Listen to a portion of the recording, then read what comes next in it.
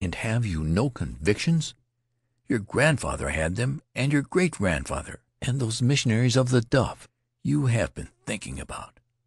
Ah, the decay of convictions in this age!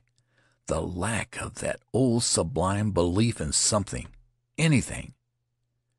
Now then, I have come down to you through a long line of ancestors, and I don't mean to die through lack of exercise. You may not believe in me, but you've got to obey me. Right? I know that I should have no peace until I did. I drew forth my notebook, and, in line with my thoughts of a moment before, wrote underneath the last observation on perfume: "The sale and consumption of alcoholic beverages among these islands is now prohibited by law. It is strange to find such legislation in territory under French administration. Is the prohibition movement to become worldwide, then? Is the reign of alcohol doomed in all lands?" Exhausted by the mental effort, but somewhat easier in conscience, I replaced the notebook in my pocket. It was pleasant then to let the mind lie fallow, or to occupy it with the reception of mere visual impressions. At length, although I didn't sleep, I was scarcely more animate than the fluted shell lying close by on the beach, or the kapoka bushes which formed a green enclosure around my resting place. Something whirled through the air over my head and fell with a slight splash in the water before me. I sat gazing at it curiously, hardly moved. So slowly does one come out of the depths of dreamless reverie.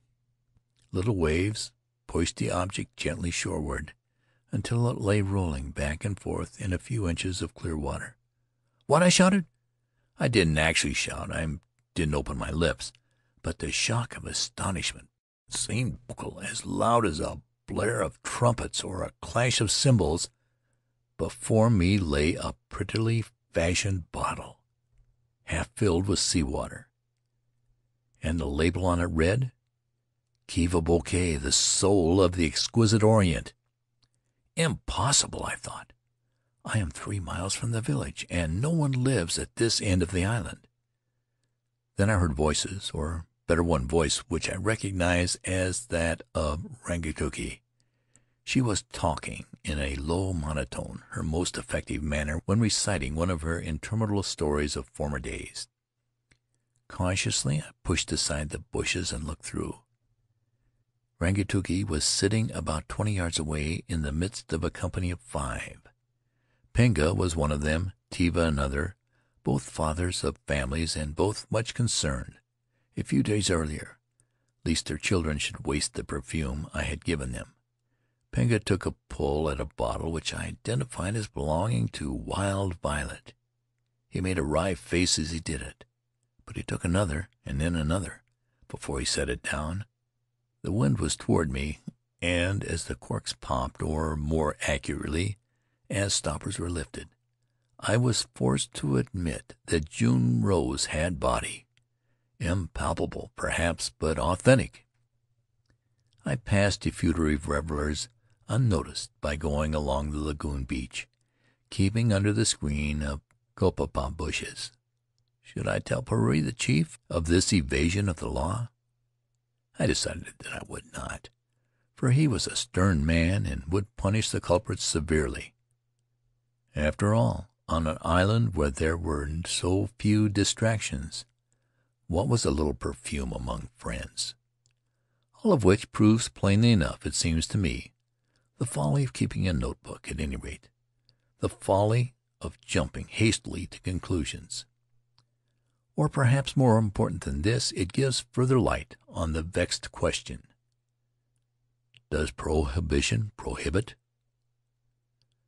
I found no other observation on Paumotuan life and character under this date, unless the word "mamafau," scribbled on the margin of a leaf, may be regarded as a discouraged hint at one, a suggestion for a commentary on a curious Polynesian relationship.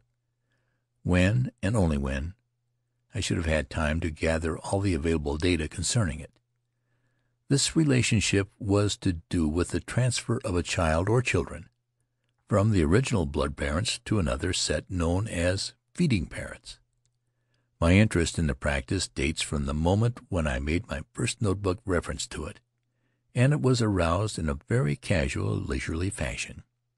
For this reason, it will be best, I think, to tell the story of it in a leisurely way. Returning to the village from the scene of the perfume orgy, I found the church still occupied, although the service was long over.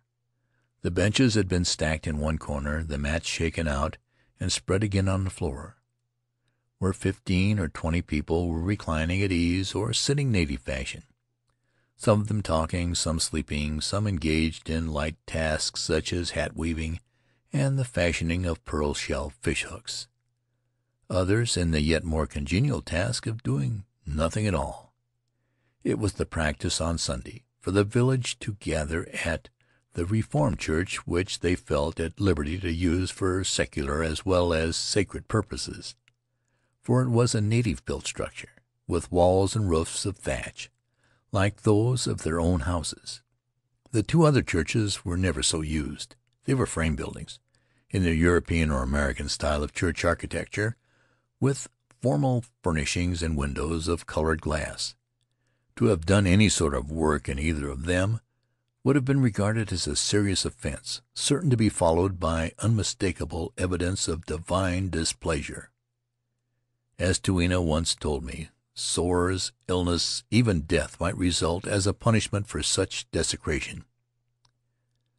I was thinking of this and other primitive reactions to ecclesiastical furniture, and my hand was faltering toward my notebook pocket when Huirai's little daughter, Manava, entered the church carrying a white cloth which she spread on the pulpit table. She returned a moment later with a tin of sardines, some boiled rice on a kahia leaf, and a bowl of tea. I was Huirai's guest for the day and had been anxiously awaiting some evidence that food was on the way, but I had not expected that it would be served in the church. I had not eaten in a church dinner since boyhood, and strangely enough the memory of some of those early feasts came back to me while Manava was setting the table, as one scene is superimposed upon another on a moving picture screen. I saw an American village of 20 years ago, a village of broad sidewalks and quiet, shaded streets, bright with dandelions, taking ghostly form and transparency among the palms of Rutero. Two small boys walked briskly along, ringing handbells and shouting, "Dinner at the Presbyterian Church right away. The G.A.R. band of fife, 2 tenor drums, and 1 bass played outside the church where the crowd was gathering, and horses, attached to buggies and spring wagons, were pawing the earth around the hitching posts." Then Mrs. McGregor appeared in the doorway, her kindly face beaming the warmest of welcomes. "Come on in and set down, folks. Everything's all ready."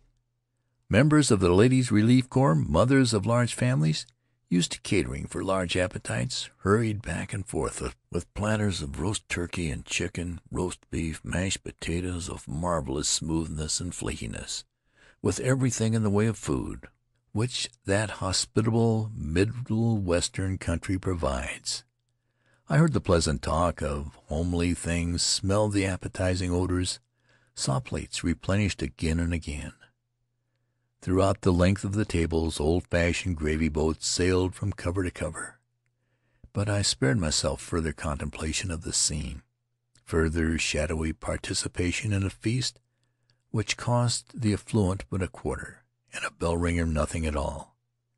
The vision faded, but before it was quite gone, I heard a voice saying, "Land sakes, you boys ain't eating a thing. Have some more of these dumplings. What's the matter with your appetite? Ain't you feeling well?" It seemed 1,000 years away, that voice, and no doubt it was, and is, even further than that. Church dinners at Rutiaro were not such sumptuous affairs. They were not, in fact, an integral part of the community life. In so far as I know, this was the only one ever